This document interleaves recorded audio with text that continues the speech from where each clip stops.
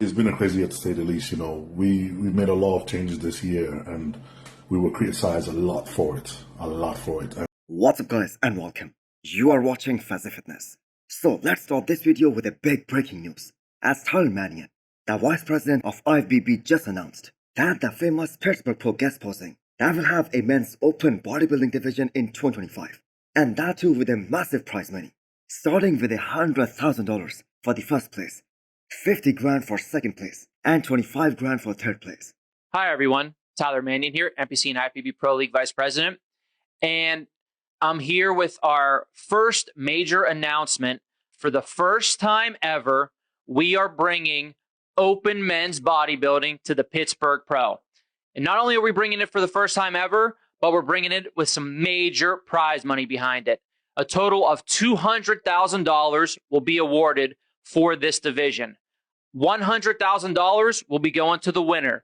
Second place 50, third 25, fourth 15, and fifth. So the IFBB is certainly taking it to the next level, especially in terms of the prize money as promised.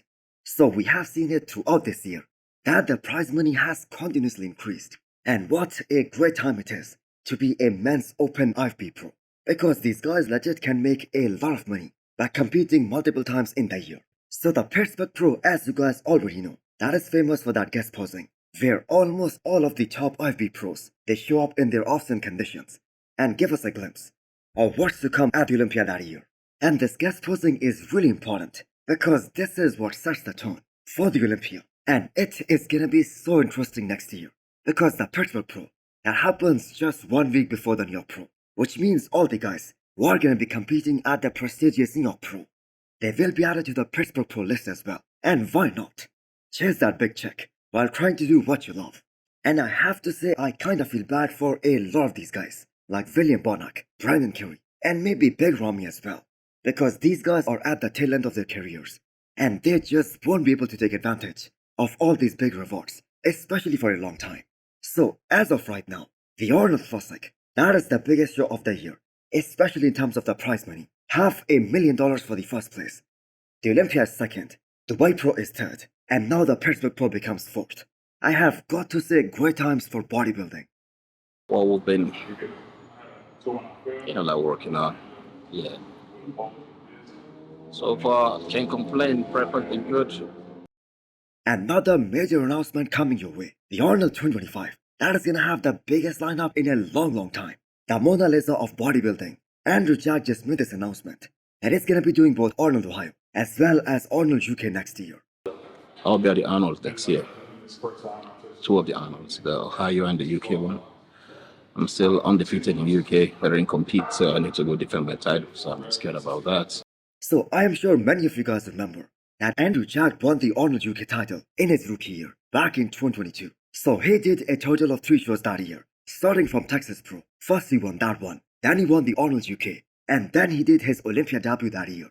But this time his eyes are on the real one, the Arnold Classic Ohio. So this is the 5th bodybuilder from this year's potential top 6 who has plans to do this upcoming Arnold, because we heard Hadi Choopan is coming back next year. Samson Dauda 100% is doing that show. Both Hunter Labrada and Nick Fokker have hinted, and that too several times, that both these guys are planning on entering the Arnold Classic next year. And now it is Andrew Jack. And that, I have to say, is certainly a great news. Hopefully all of these guys stay healthy and execute their competition plans for 2025 to perfection. So another day of training for Andrew Jack in the Psycho Camp. Another day closer to the 3rd Miss Olympia of his career. And both Psycho Fitness and Andrew Jack, they are fired up to show this new version, this new package at this year's Olympia stage in about a week's time now. Because all of these guys, the whole team, they have been working extremely damn hard. So I believe a lot of us want the wing seal at this year's Olympia press conference, just like they had at this year's Texas Pro. I'm sure it will add more excitement, especially for these two guys, Samson Dauda and Andrew Jack, as both these guys are most probably gonna be the heaviest guys on this year's Olympia stage. Andrew had his best looking day thus far yesterday. His weight is still the same. So looking for him to be tighter, but at the same body weight. As we are just 1 week out of this year's Miss Olympia, Samson Dauda finally opens up and touches on a subject that actually made him the center of a lot of news the media, and I have to say a lot of criticism as well. And that is him splitting up with his former coach Milos Sarcev after the Arnold Classic Ohio this year. And that was one of the biggest storylines throughout this year. And that actually did not die out quickly. A lot of people and the bodybuilding media continue to talk about this, even to this day. And this actually came to a point that people were blocked on Instagram. It got to us a lot. It made part of this year hard because we had to stay quiet. First it was, why is he changing coaches? Why did he drop his coach? That had his own narrative and his own thing that was put out there. We stayed quiet. Then it was, okay, why is he picking his wife as his coach? We stayed quiet, we let it go. And then it was, why is he going to Kuwait? Why did he come back from Kuwait? And why is he doing France show? And every single one of this, every decision we made, it wasn't on the whim. It wasn't something that was just woke up one morning and just decided that that's what we wanted to do. It was something that was thought about for a long, long time and discussed. And there was reasoning behind it. And I see it now. People now see the reasoning and they now see the result that came from all those decisions. It was hard, man. It was really, really hard. It was really hard to sit there and say nothing when people put out false narrative out there. It was really hard to sit back and say nothing when people talk shit about your wife. And you sit there and you, as a man, you want to tear down the world and explode and go to town and rip people's head off. But to stay patient, to be the bigger man and stay quiet and say nothing and say, look, okay, your actions at the end of the day will do the talking for you. You don't need to say anything. Let your actions do the talking for you. It was hard. It was hard to do for months and months and months. It was hard to hear what was being said about your wife and hear your wife felt that, and she held strong and held firm and and showed support even through all that. When people didn't have a clue but they had a lot to say, to hold your own and stay firm and say, okay, don't worry, we'll show you. And then, every decision we've made from that point to stick by it, even when people didn't understand and they doubted and they... But Samson Dauda finally reveals that what really made him angry was people criticizing his wife over this specific issue. And Samson actually appeared for the interviews multiple times. He's sponsored by Hostile Supplements. So he always had this big platform, this big opportunity to come on Fuad's YouTube channel and clear things up. But the man chose to stay silent. Now that he's about to cross the finish line, and they just prove it to everyone, and actually everyone wrong, by showing up improved for this year's France Pro, he decided to speak up. So showing up at his all-time best, under the coaching of his wife, that has to be the biggest reply to his critics. And the man is well on his way to beat his France Pro package in a week's time now. Now I have to say it is never guaranteed that you're gonna win the show, that you're gonna beat a guy like Derek or Hadi, even if you show up at your 100%. But still showing up at your all-time best, that is gonna be such a great accomplishment. And time again, they jumped in without even calling or asking you why you're doing this, and they just jumped in and came up with their own narrative, and you had to stay quiet and go, oh, really? Okay, we'll see. And it was hard. It was really, really hard. It's been a really hard year for that, but it made us stronger for it. It made us wiser for it. It made us more resilient for it, to stay quiet and go through all that and not say anything in return and hold your own, and then let the results speak for themselves.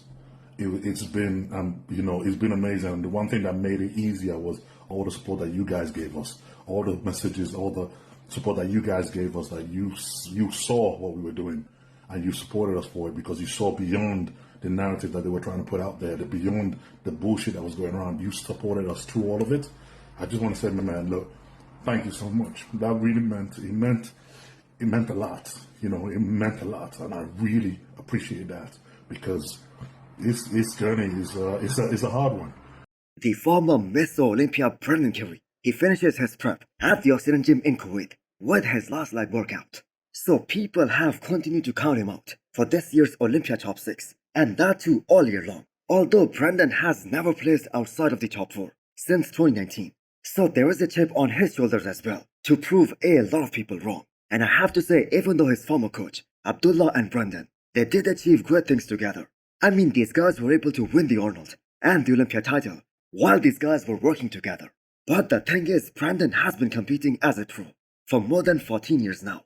So this is a false narrative that just because he isn't with Abdullah anymore, he won't do well. So Brendan was looking so amazing leading into the Olympia last year, up until 1 week out of the show, until that unfortunate incident happened and he got sick. just a couple of days before the show.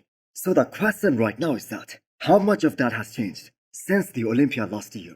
And the thing is, this is exactly how Brandon has trained ever since 2019, the year he won his Miss Olympia title. He has always focused on just one show, the Olympia, and he would always take months off to make sure he stays healthy, except for 2022, when he did the Arnold Classic as well, and he actually won that show. Now, I do not expect him to place 4th, but the thing is, I do not expect him to place 7th or 8th either. I mean, the guy has the size. He has one of the best shape in the current bodybuilding, and he has continued to place high, with subpar conditioning, for all these years. So I believe he can be in the first call-out again. The reigning Miss Olympia champion Derek Lunsford going through those final touch-ups before he flies out to Vegas to put on a show for the bodybuilding fans around the world. So watching Hadi Choopan smash it at the Arnold, that must have really motivated him to push harder than ever, harder than before. Because if Hani Rambot, the trainer of both these guys, he publicly said that the Ohio version of Hadi Choopan, he would have won the Olympia title in 2023 hands down, then that simply means that it was a missed peak by Hadi Choopan last year. Now we all expect to see some major changes in Derek's physique this year. He has been pushing so damn hard, and that too all year long. And I believe he is the man to beat right now. Because the thing is, Derek was able to win the Olympia title last year with some very glaring weaknesses. And he has been showing us improvements in his weak areas throughout this year's Olympia prep. The chest, the shoulders, the midsection, the legs, everything looks improved, at least up until now. Now we already know the back double biceps, that is just gonna blow away people's mind one more time. So the thing is, Derek has got plenty of strengths as well. So more separation from the front, that is what he needs. Now the question is, can Derek get as hard from the front as he is from the back? I'm gonna say that is highly unlikely, because that is his genetic makeup. But at the same time, he for surely is gonna be improved in that aspect. And that might be enough to repeat this year and be a 2 times Miss Olympia. So hit the thumbs up button if you liked the video, and smash the subscribe button if you wanna come back for more. Thanks for watching.